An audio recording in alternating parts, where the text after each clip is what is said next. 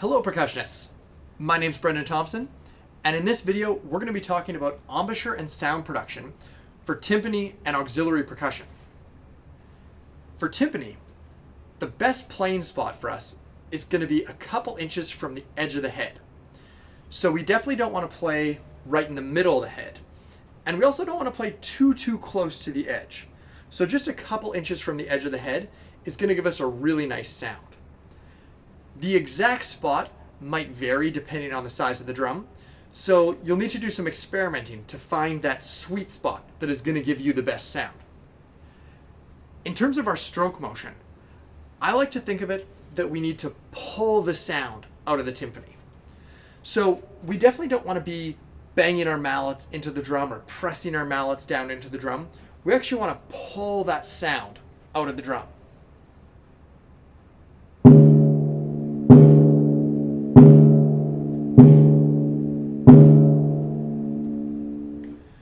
So, using a nice relaxed stroke motion and lots of wrist movement combined with a good playing spot will hopefully give us a nice, beautiful resonant sound on the timpani. For bass drum, a great playing spot is just off the center of the head. In terms of the stroke motion, it's actually going to be very similar to snare drum. The only difference is, as opposed to an up and down motion, it's going to be a side-to-side motion because the drum's obviously on its side.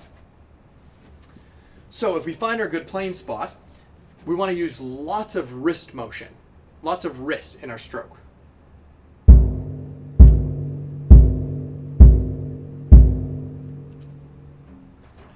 And that should get us on the right track for getting a nice sound on bass drum. When it comes to suspended cymbal, we play a lot of rolls on suspended cymbal. So what we want to do is we're going to take our mallets and we want to play on the very edge of the cymbal, on opposite edges and as close to the edge as possible. Again, we're going to use lots of wrist and just a nice relaxed stroke motion using single strokes to create a suspended cymbal roll.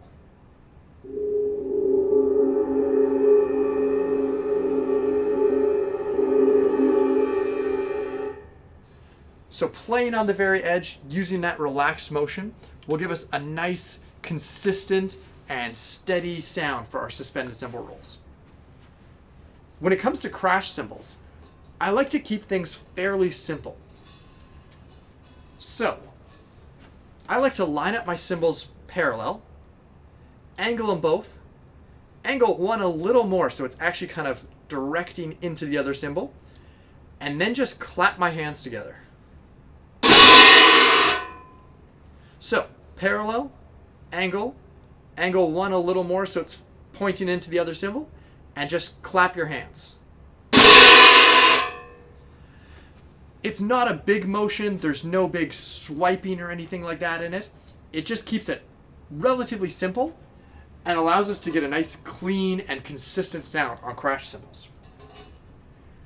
When it comes to tambourine,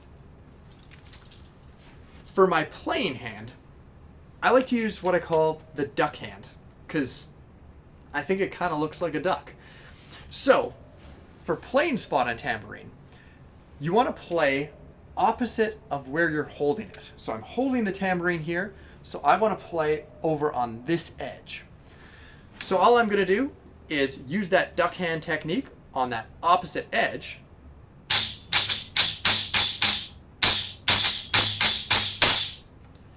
and that's going to give us a nice crisp and clear tambourine sound. Lastly, when it comes to triangle, there's actually two best playing spots. One is going to be the inside edge of the bottom of the triangle, and then the other is going to be the outside edge across from where that hole or the opening is.